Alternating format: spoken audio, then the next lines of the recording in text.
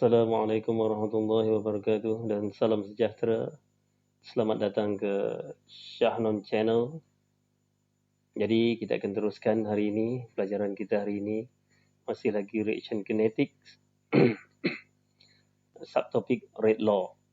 Okey, subtopik rate law. Jadi tanpa melengahkan masa, mari kita pergi ke rate law. Okay, what is rate law? Rate law ataupun rate equation, benda yang sama. Rate law dengan rate equation benda yang sama, iaitu the rate for a chemical reaction is an equation that relates the rate of reaction to the concentration of reactant raised to some power called reaction order. At constant temperature and pressure, rate of chemical reaction depends on concentration of reactant. Jadi dia punya rate directly proportional to the reactant to the power of n. Okay, what is n? What is n semua ni? Okay, consider this equation. Kita ada A plus B equal to C. A, B, C dia punya stoichiometric coefficient. Okay. Dalam kes ni, di dalam rate law ni, kita cuma mengambil kira dia punya reactant saja. Okay, produk tak masuk. Dia berbeza dengan differential rate equation kan. Differential rate dia masuk semua. Reactant dengan produk. Tetapi untuk rate law tak. Okay, ni tak masuk. Jadi, persamaan dia macam ni. R equal to K. K ialah rate constant. Rate constant. And then concentration of A to the power of M.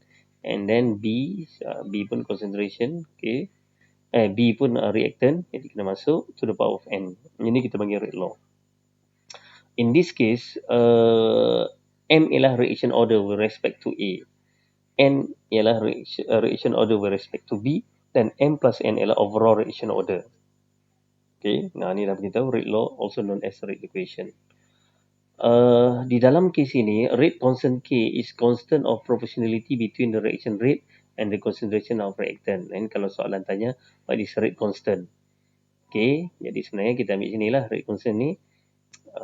This is dia punya rate dia. Okay, proportionality iaitu nisbah antara rate constant dengan concentration of reactant kan, bawah sini di bawah tu. Kalau soalan tanya what is rate constant, jadi kita tengok balik bersama rate rate law tu, jadi kita boleh define lah dia punya K tu.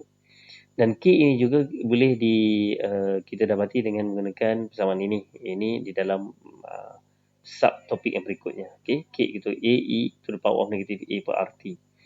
Okay, K depends on the specific reaction, temperature and catalyst. They are generally small number. The larger the K, the faster the reaction.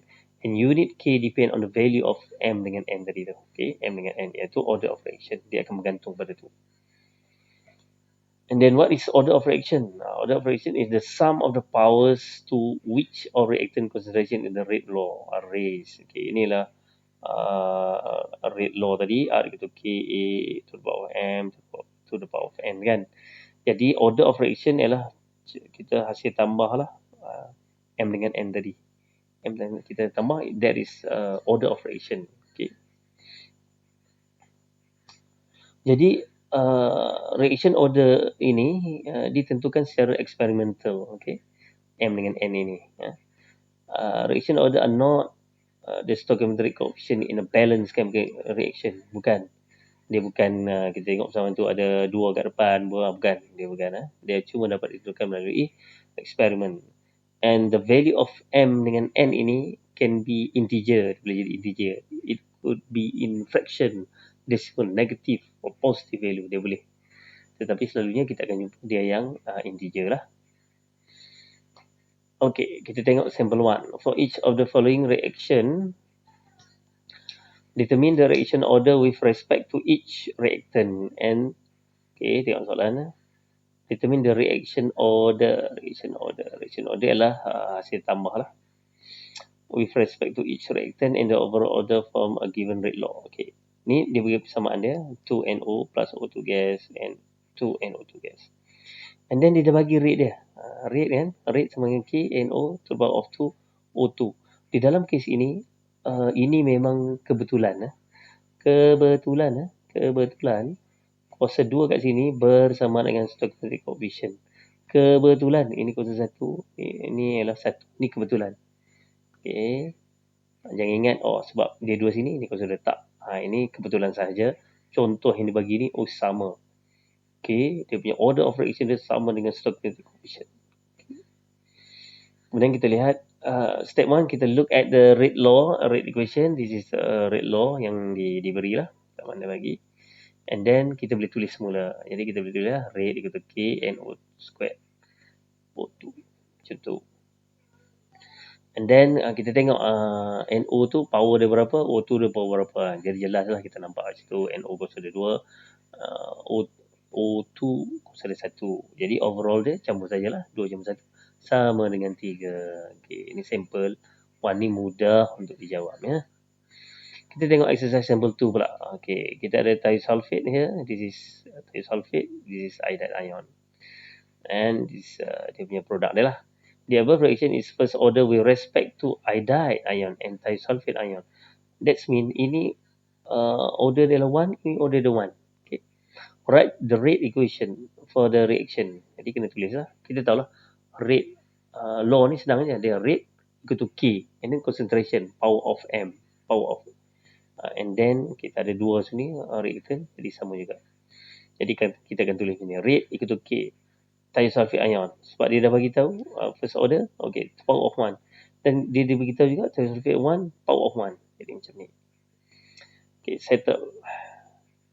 Determine the overall reaction order. Mudah juga. 1 campur 1, 2. This is overall order. And then what is the unit of rate constant K? Okay. Mesti berdasarkan this one lah. This one. Jadi kita akan jadikan K sebagai tajuk. Okay, rate divided by concentration of thiosulfate and iodide ion. Jadi unit bagi rate ialah molar per second. Okay, kita ambil per second lah. Molar per time. Jadi in this case kita ambil katakan molar per second. Bahagi dengan this is molar, this is molar. Jadi molar per second divided by molar square. Jadi kita akan dapat per molar per second. Okay, settle untuk sampel yang ni. Kemudian kita lihat in general equation, kalau kita ada yang monoreactant, kita bagi monoreactant lah, ada satu aja A dia kepada produk. Let's say kita ada order of reaction dia 0, jadi persamaan rate dia adalah rate equal to K A to the power of 0 lah, sebab order dia 0. Jadi kosong-kosong kita tahu sama dengan 1, jadi R sama dengan K. Okay, rate equal to rate constant. Okay, dan kita tahu unit untuk rate ialah molar per second. Jadi unit untuk K pun molar per second. Okay. Untuk yang first order, R equal to KA. Okay. Jadi kita tahu this is molar per second bagi dengan molar, jadi dapat per second. Untuk second order, kita akan dapat per molar per second dan seterusnya lah. Tapi selalunya kita akan tumpukan kepada 3 ni saja. Zero order, second order, zero order, first order dengan second order. Jadi dengan kita tengok unit, kita sebenarnya boleh menentukan. Kita boleh menentukan dia punya order of reaction.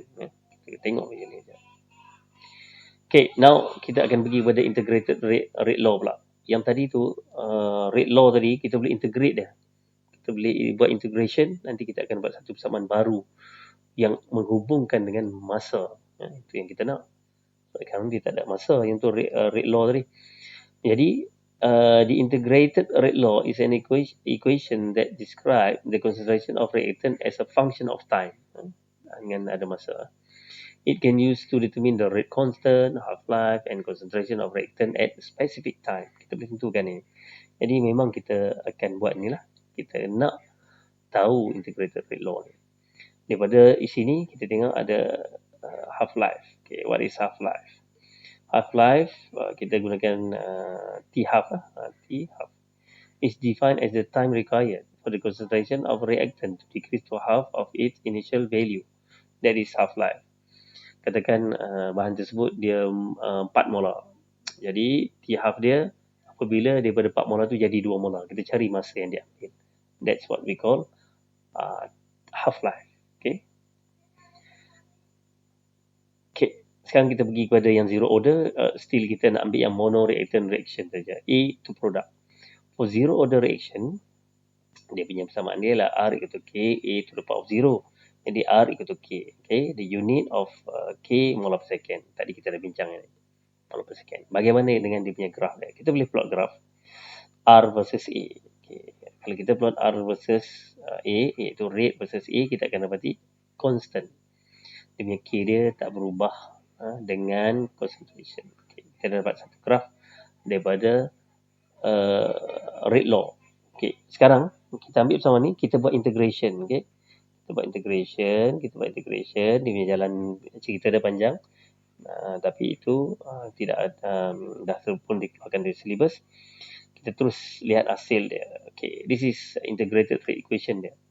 Sini kita buat integration, kita akan dapat ni. A0 minus AT equal to KT. Senang nak hafal. A0 minus AT equal to KT. A0 adalah initial concentration of A. Okay, berapa dia initial concentration? AT adalah concentration of A at time T. 2 minit, berapa dah concentration? 1 minit, 10 minit, and so on. K adalah rate constant. Ni small k lah, bukan besar. Okay. And T adalah time. Time ni boleh jadi second, minute, hour, months, year, millennium. Boleh. Okay, daripada ni, kita boleh tengok dia punya graph dia. A against time. Kalau kita ambil A against time, A versus time kan. Inilah A versus time, kita akan dapati graf dia begini. Okay. Macam mana tu? Daripada integrated rate equation. A0 minus AT equal to KT. Jadi kalau kita jadikan AT ni sebagai tajuk, itu negatif KT plus A0. Jadi AT ni sebagai Y, ini Y. Negatif K ialah dia punya kecerunan dia, gradient. T ialah masa tadi, X tadi. Dan A0 ialah dia punya pintasan pada paksi Y. Jadi dapat macam ni. Pintasan pada paksi Y ni ialah A0 dia. This is A lah, keseluruhan lah. Pada masa kosong dan seterusnya lah. Dan ini masa. Kita akan dapat graf macam ni. Dan kalau kita ambil A0 minus AT equal to KT pula, this is as a Y, dia akan melalui asalan lah. Melalui asalan kosong-kosong sebab tidak ada C kat sini. Kita ambil A0 minus AT as a Y and K sebagai dia punya gradient dan T dia punya masa. Ini adalah graf yang kita boleh dapat daripada zero order, daripada integrated rate equation. Bagaimana pula kita nak dapatkan dia punya half-life? Nak dapat half-life dia, okay, kita masih lagi menggunakan persamaan yang sama, A0 minus AT equal to KT. Dan maksud half-life tadi ialah AT ni menjadi separuh daripada A0. Jadi AT ialah A0 divided by 2 lah, separuh. T sekarang jadi T half. Bila kita masuk dalam persamaan ini masuk sini, ini masuk sini, kita akan dapati T half equal to A0 divided by 2K. Okay, ini kena hafal. This is half-life untuk zero order. Dan kita juga boleh tentukan T half ni berdasarkan graf. Okay, apa graf dia? Iaitu tadi AT versus time tadi tu kan. AT versus time tadi. Macam ni. Terus macam ni. Dan let's say A0 dia adalah 4 molar. Okay. Untuk menjadi half-life concentration 4, ini akan jadi 2. Okay. 4 bagi 2 lah. Ni half A0. Pak.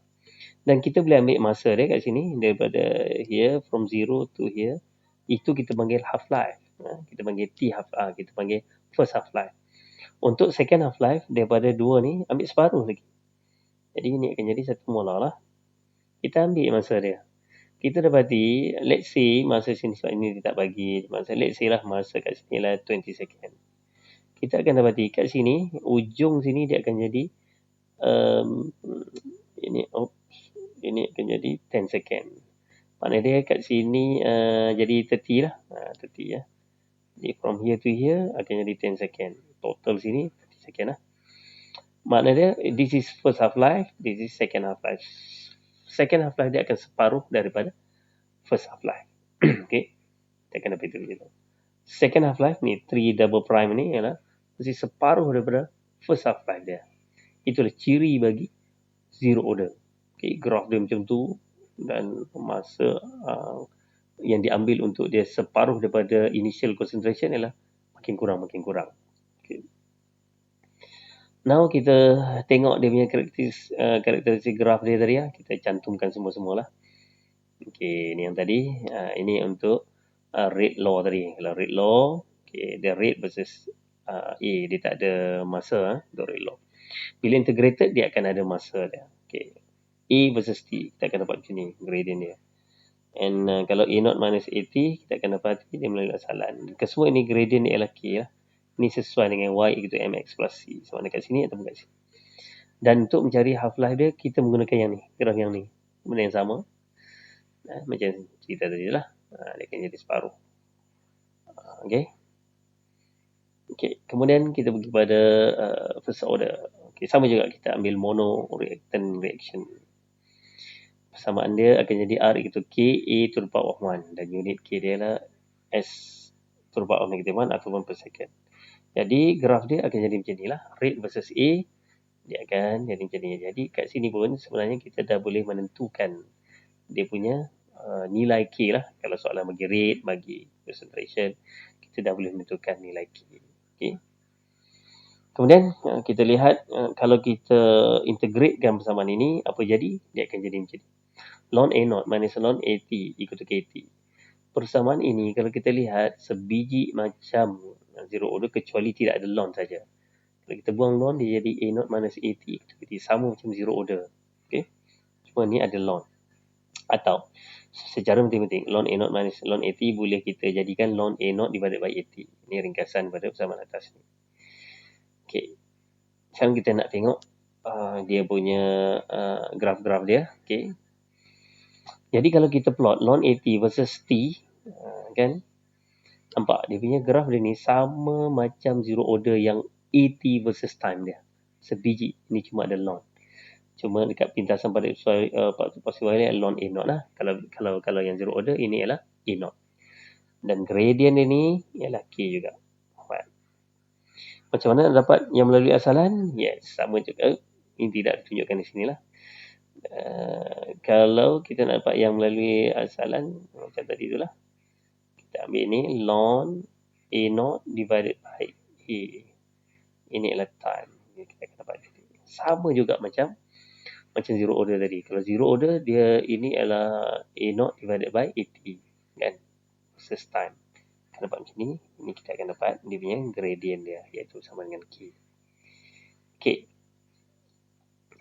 Macam mana pula dengan half-life dia? Untuk mendapatkan half-life, kita kena plot A versus T. Kalau di dalam zero order, A versus T dia adalah straight line. Tetapi untuk first order ni, kita akan dapat dia melengkung macam ni. Jadi saya akan ceritakan ni dulu, nanti baru saya cerita yang belah sini.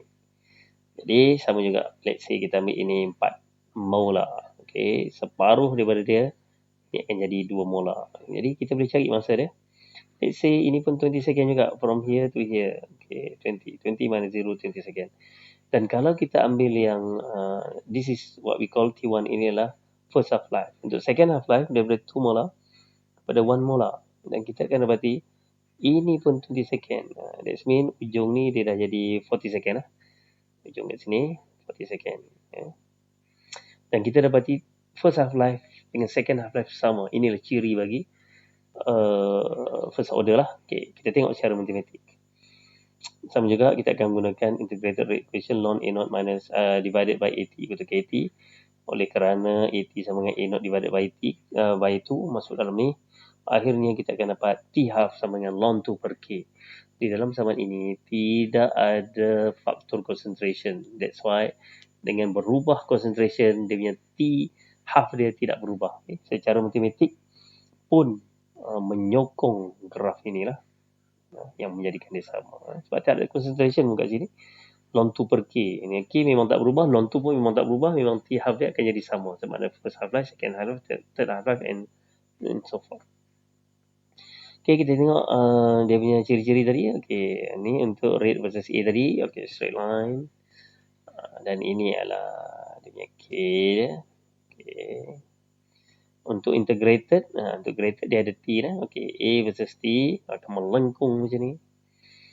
Dan kalau ln A versus T, kita akan dapat dia macam ni, straight line. Ini boleh dapat lah dia punya K. Pintasan pada peristiwa ialah ln A0. Dan kalau ln A0 divided by A, kita akan dapat straight line. Sama juga. Gradient dia adalah K. Okay, dia dapat macam ni. Inilah ciri bagi first order. Sekarang kita pergi pada second order pula. Second order, R itu K A squared lah. Jadi unit dia per molar per second. Tadi okey. Bagaimana dia punya graf dia? Graf dia kalau rate versus A dia akan jadi macam ni sebab inilah exponential. Ini kan persamaan exponential. Okay, rate versus A squared.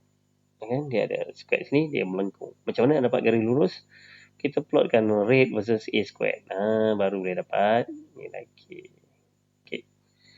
Okay, jadi untuk second order dia ada dua graf lah. Dia ada dua graf untuk rate law dia. Sekarang kita nak integrate kan. Bila kita buat integration, dia punya persamaan jadi macam ni. 1 over AT minus 1 over A0 equal to KT. Jadi macam ni pula. Okay, now, bagaimana pula dia punya graf-graf dia? Mari kita lihat.